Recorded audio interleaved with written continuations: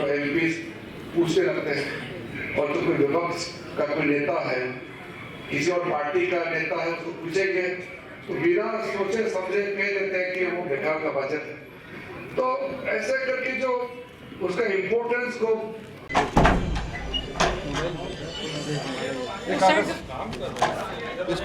किशोर जी उस साइड से मीडिया वाले तो मैं बहुत ज़्यादा टेक्निकली जो बहुत डिटेल्स में नहीं जाऊँगा, और साथ साथ बजट बहुत एक टेक्निकल चीज़ होते हैं, व्यवस्थित तरीके से पेश किया जाता है।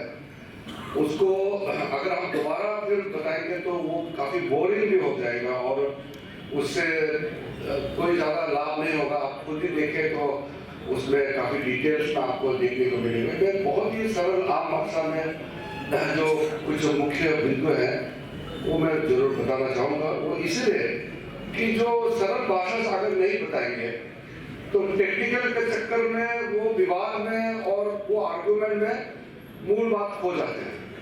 और जो लक्ष्य है, विपक्ष इस बजट को अगर क्रिटिसाइज करता है, इस बजट के खिलाफ कुछ बोलते हैं, आप उसको सिर्फ तर्क पूछिए। कोई ऐसा तर्क, कोई ऐसा चीज़ नहीं इस बजट जिसको लेकर के कोई इसके खिलाफ बोल सके। मेरे को ये समझ में नहीं आता। ये कोई, मैं भारतीय जनता पार्टी का सदस्य हूँ इस नाते नहीं बोल रहा हूँ, मैं एक भारतीय होने के नाते बोल रहा हूँ। इस बजट को किसी भी रूप से क्रिटिसाइज करने का कोई जगह नहीं है। अगर कोई कह रहा है तो वो राजनीति है बस। मंत्री जी, अखिलेश यादव कहते हैं कि कल कारखानों की बात नहीं हुई, ये सरकार के खात्मे का आखिरी बजट है। ये कारखाने या देश में निवेश आने के लिए, सारा अर्थव्यवस्था को मजबूत करने के लिए ही तो बजट है। ये बजट का आप पूरा डिटेल देखिए ना, आप तब पता चलेगा। लगता है जिसने ये बोला है, अखिलेश जी ने बोला है क्या? लगता है उसने बजट नहीं पढ़ा होगा। पढ़ने वाला ऐसा नहीं पढ़ सकते। एक चीज मैं कहना चाहता हूँ, आप एक अध्यक्ष से जो ये सोनम वांगचुक हैं, उन्होंने कहा कि हमने अक्सर किया, और बजट के साथ साथ ही एक हिडनबर्ग की रिपोर्ट आई है अमेरिका से। वो सरकार से कोई लेन देन नहीं है जो आप कह रहे हैं ना। LIC का और तमाम नहीं, मैं समझ गया। संस्थाओं का उसमें पैसा लगा हुआ है। पीयूष जी बताइए क्या? एक क्वेश्चन और है मंत्री, एक क्वेश्चन और है। हाँ बोलिए मंत्री, एक क्वेश्चन और है। आप लोग पीयूष जी, एक क्वेश्चन और है। इस समय हाँ जी, कॉलोनीजियम सिस्टम जो चल रहा है सुप्रीम कोर्ट में, उसके बारे में सरकार क्या कर रही है? नहीं, सरकार, आपका सवाल मजबूत है, अच्छा भी है, लेकिन वो बजट से बाहर है। अभी बजट पर से, लेकिन सर आपका मंत्रालय तो है कुछ बता। अरे तो भाई अभी बजट पर चर्चा। देखिए, मैं कुछ नहीं, मैं बता सकता हूँ, लेकिन क्या है ना, अगर मैं ऐसे चीज़ बता देंगे आप उसी को रिपोर्ट करेंगे और बजट छूट जाएंगे। मेरा मकसद बजट है, दोनों रहेगा सर, आप बता दें। आज सिर्फ बजट पर चर्चा है। ऐसा है, अभी 5 सुप्रीम कोर्ट का जज अभी अपॉइंट हुए हैं। मैंने अभी ट्वीट किए हैं, अब बाद में देख लीजिए, लेकिन आज चर्चा बजट पे रखी है। मतलब विपक्ष लगातार हमला कर रहे हैं बजट पे, अलग अलग स्टेट के। हमारे JNK के साथ थे तो शेड्यूल 6 में हमें रिजर्व 6 MLAs थे, वो खत्म हो गए।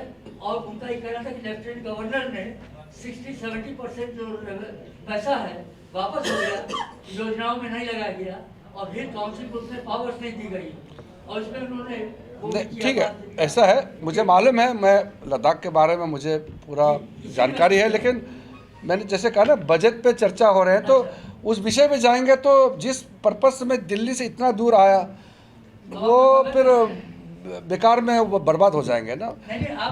बजट अभी बजट पेश किए हैं, देश के लिए इतना महत्वपूर्ण बजट पेश किया है, उसी पे केंद्रित रहे ना।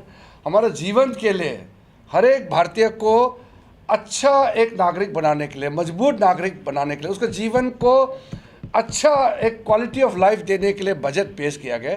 उस पर चर्चा नहीं करेंगे तो नुकसान है। आपको प्रेस कॉन्फ्रेंस करना ही नहीं चाहिए था। आप प्रेस कॉन्फ्रेंस करेंगे, अलग व्यवस्था के अलग समय में। अपनी स्पीच करते थे, बात खत्म हो जाती है। आप कॉलेजियम से भाग रहे हैं क्या? सरकार कॉलेजियम आप बजट इतना महत्वपूर्ण है, बजट को आप कम मत आंकिए। लद्दाख के बारे में बहुत कम लोग जानते थे, लेकिन आज से ज्यादा आबादी मिडिल क्लास की है और आय एक एक करके पीयूष जी, एक एक करके। अपील के 5 लाख केसेस 2 सालों से पेंडिंग है। इस बजट में ज्वाइंट कमिश्नर अपील एक नया पोस्ट क्रिएट किया गया है। हाँ, तो आखिर ये एक्ट अपांग कब तक होगा, लोगों की जिज्ञासा है कि, और लोगों को एक बहुत आशा है कि हमारे केसेस जल्दी सॉल्व होंगे और गवर्नमेंट को एक ह्यूज रेवेन्यू टैक्सेशन में मिलेगा। बिल्कुल मिलेगा। तो इतना कदम उठाया गया है, आप तो बजट डॉक्यूमेंट पढ़ा ही होगा। और मिडिल क्लास ओवरऑल के लिए एक जो टैक्स छूट जो आपको दिया गया है, आपको जो ऑप्शन दिया गया है।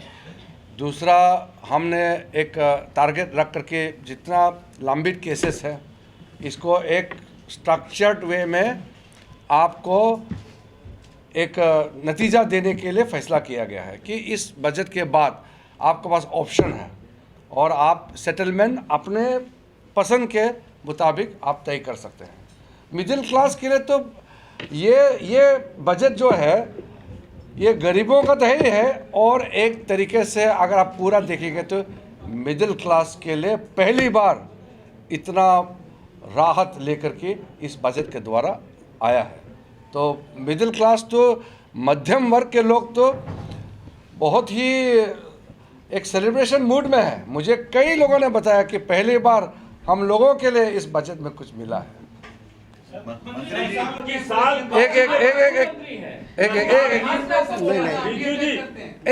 लद्दाख की पश्मीना आज काशी में बन रही है। यहाँ के कारीगर पश्मीना बनाना इसी साल से शुरू तो कारीगरों के लिए तो मैंने आपको विश्वकर्मा प्रधानमंत्री का कार्यक्रम बताया तो है। और हाँ, कौन भाग रहे हैं? नहीं अरे मैंने आपको आज गिरीश जी आज बजट पे टोटल नहीं भाई गिरीश जी, आप समझिए आज सिर्फ बजट पर आप बात कर लीजिए। आप सबसे अनुरोध है कि सहयोग कीजिए, बजट पर बात करिए। आज सिर्फ बजट पर बात होगी। चलिए ठीक है, थैंक यू। आप सबको धन्यवाद। लेकिन एक मिनट आपको उसके लिए मैं फिर से आऊँगा और खुल के बात करूँगा। मैं चर्चा से कभी भी पीछे नहीं भागता हूँ। मेरा से ये है कि मैं अगर विषय बदलूंगा चर्चा बदल जाए। लाख करोड़ का क्रेडिट फैसिलिटी अवेलेबल कर दिया गया है किसानों के लिए। ये सारे चीज़ रिकॉर्ड स्तर पर इस बार तय किया गया है। इस बार निर्मला सीतारामन जी का जो बजट है, प्रधानमंत्री जी का गाइडेंस से जो भी बजट तय किया गया है, मैं मानता हूँ कि ऐसा बजट मैं कितने सालों से, मैं खुद मंत्री के रूप में भी, सांसद के रूप में भी, विपक्ष के सांसद के रूप में भी कितने सालों से हमने काम किया है, पार्लियामेंट में देखा है कि ऐसा बजट सिर्फ एक साल का ये बजट नहीं है। ये 2047 में 25 साल बाद भारत पूर्ण रूप से विकसित राष्ट्र बन जाएंगे, उसका नींव इस बजट के द्वारा रखा गया है। इसलिए ये बजट कोई मामूली, ये वार्षिक बजट के दृष्टि से मत देखिए।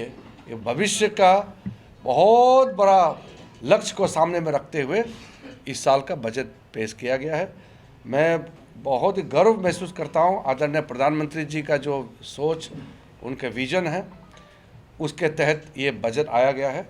और ये बजट अमृतकाल का सबसे पहला बजट होने के नाते देश के लिए बहुत ही महत्वपूर्ण बजट है। और हम सब इस बजट का मूल क्या है, पूरे लाभार्थियों के बीच में, आम जनता के लोगों तक ले जाना है। इसी दृष्टि से मैं आज आपके बीच में आया हूँ।